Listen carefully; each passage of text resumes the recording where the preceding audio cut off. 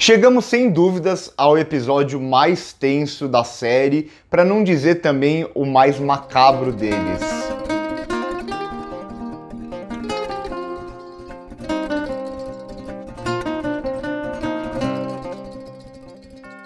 WandaVision se construiu até então como uma espécie de sitcom, como se fosse uma comédia para a gente se divertir e tudo mais. Mas se a gente para pensar, e é isso que a gente faz a cada episódio trocando essa ideia, tem coisas aqui que são muito pesadas. A gente tem pessoas tendo a mente controlada, pessoas presas dentro de uma realidade, o próprio Visão voltando à vida e não lembrando do passado dele, não lembrando que ele já morreu um dia. Então tem várias situações que, se a gente sai um pouco da lógica da comédia, a gente começa a ver que aquilo não é engraçado, aquilo é trágico, macabro, use a palavra que você quiser. E é isso que a série começa a fazer. A partir do momento que as verdades começam a ser reveladas, a comédia vai sendo deixada um pouco de lado, e quando a verdade chega, a verdade ela não é nada engraçada aqui. E por isso, esse episódio, a gente já vê uma Wanda cada vez mais sem controle de todo aquele mundo que ela criou, e enquanto mais ela fica sem controle daquele mundo que ela criou, a gente vê esses elementos começando a aparecer, e aqui tem várias e várias cenas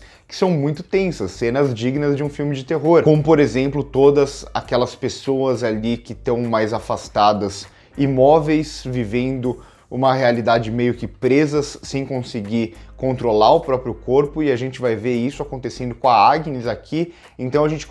comentava sobre a Agnes como a Agatha Harkness, que tinha controle sobre aquele universo todo, não era manipulada pela Wanda e tudo mais, mas não é bem isso que a gente vê nesse episódio aqui. E além daquelas pessoas, a gente tem, claro, aqui mais uma visão de um dos mortos, porque a gente já tinha tido a visão do Visão morto, e aqui a gente tem a visão do Pietro morto, o que é interessante porque o Pietro que está morto aqui não é o Pietro que a gente viu morrer no MCU, e sim esse novo Pietro, né? E ao mesmo tempo a Wanda continua naquele pequeno núcleo, criando uma realidade como se fosse uma realidade feliz, uma realidade tranquila, que vai se passar aqui no Halloween, algo que é muito comum nas séries, que tem sempre aquele episódio de Halloween, principalmente na sitcom, e eles vão trazer isso aqui, já que tem essa evolução da série, sempre trazendo elementos de sitcom. Inicialmente eu ia falar que esse episódio se passava nos anos 90, mas tem alguns elementos que me fizeram pensar mais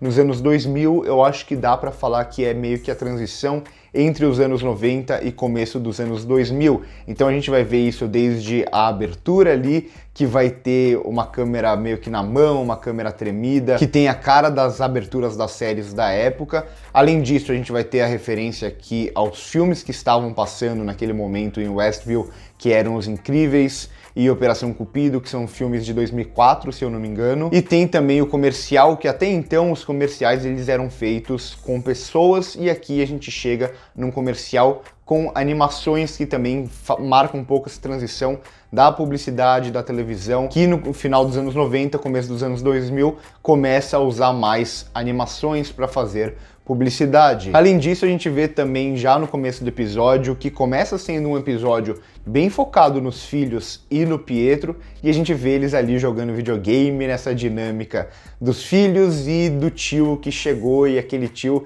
que não é muito bom para a criação dos filhos da Wanda e do Visão, aquele tio que deixa meio que eles fazerem tudo, que ensina coisa errada, e que justamente pelo episódio começar focando neles, eu começo a pensar ainda mais na possibilidade deles terem algum controle sobre aquele universo, algo que a gente vai ver um pouco mais pra frente nesse episódio também, quando a Wanda ela começa a perder um pouco o controle, e logo de cara, quando o Pietro fala algumas coisas, ela não lembra daquilo, ou ela fala, não era bem assim que eu lembrava. Tem toda aquela conversa dele de que ele só foi para lá porque ela precisava do irmão, porque ela pediu o irmão. Mas será que é isso mesmo? E aqui no episódio eles vão trazer também as fantasias dos dois personagens principais aqui que dão nome à série, que vai remeter exatamente aos quadrinhos, ao Visão dos quadrinhos, que tinha aquela fantasia, aquela roupa verde e amarela, e também a roupa clássica da Feiticeira Escarlate, e eles vão trazer isso num contexto que faça sentido eles vestirem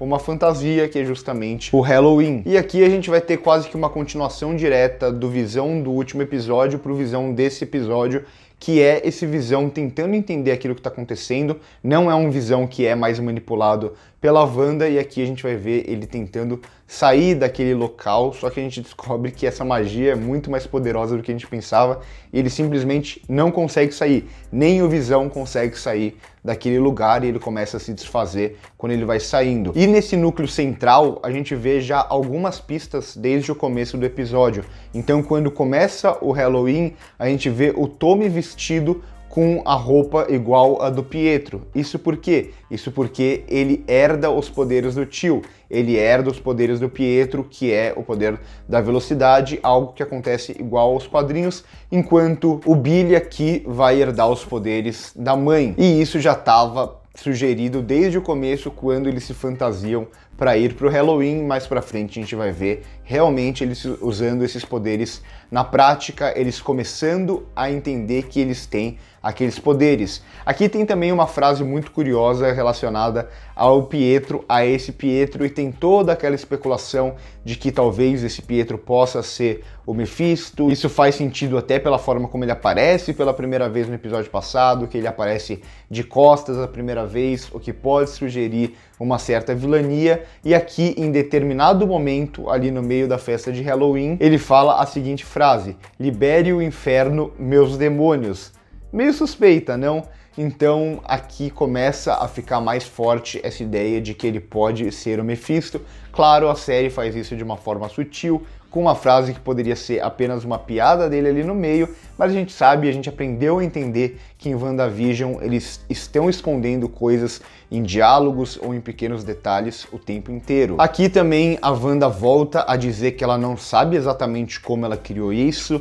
naquela tentativa do Pietro de sempre ficar fazendo perguntas para ela, parece que não sei se tentando tirar informações ou se tentando fazer ela lembrar de tudo aquilo. Então a gente tem esse mundo, a gente tem ela no controle desse mundo, mas ela não sabe exatamente como ela começou aquilo. Será que ela mesma começou aquilo? Esse é o tipo de pergunta que eu falo desde o primeiro episódio aqui, e a gente começa a ver que ela não tem o controle de tudo, o que deixa tudo ainda mais suspeito. A gente só entende que ela estava vivendo aquele luto dela, como ela diz, ela estava se sentindo num vazio, ela estava se sentindo muito sozinha, mas ainda assim ela tem algum controle aqui, porque a gente vê que quando o Visão tenta sair do lugar e ela descobre que tem carros ali do lado de fora, perto dele e tal, como o filho dela fala pra ela, ela começa a fazer aquela cúpula crescer, o que torna o inferno aqui, né, todo esse pesadelo ainda maior, porque a gente vê que ela faz tudo aquilo crescer e com isso ela coloca mais pessoas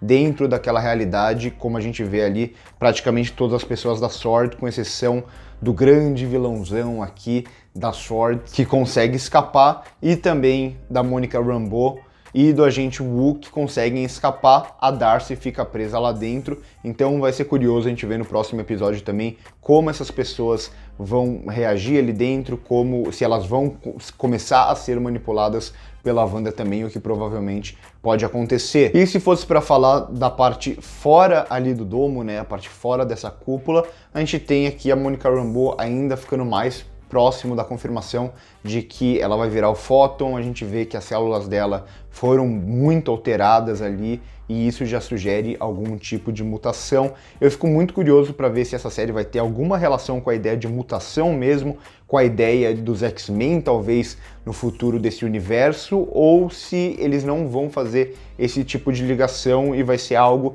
mais ou menos à parte e os X-Men só vão entrar muito depois. Comentem aí o que vocês acham em relação a isso. Então esse acaba por ser, no final, um episódio de WandaVision, que é uma série que ela sempre estava no controle, mas aqui o que a gente vê é ela fora do controle, ela fora do foco do episódio. Então vai ser um episódio muito mais focado no Visão por um lado, nos filhos se entendendo e adquirindo os poderes pelo outro, e toda essa influência do Pietro aqui no meio, que pode ser o Mephisto. Então é a Wanda perdendo o controle da própria série que ela criou. Então por hoje é isso. Se vocês gostaram do vídeo, deixa o like aí embaixo, se inscreve no canal se ainda não é inscrito, comenta o que vocês acharam do episódio, comenta sobre todas essas teorias que estão aparecendo, se eu perdi alguma coisa ou se eu falei alguma informação aqui que não está correta, me corrija aqui tranquilamente nos comentários que a gente pode trocar essa ideia. Passa no primeiro comentário fixado para ver as nossas outras redes sociais também, principalmente o Instagram e o podcast, que a gente faz muito conteúdo diferente para lá também,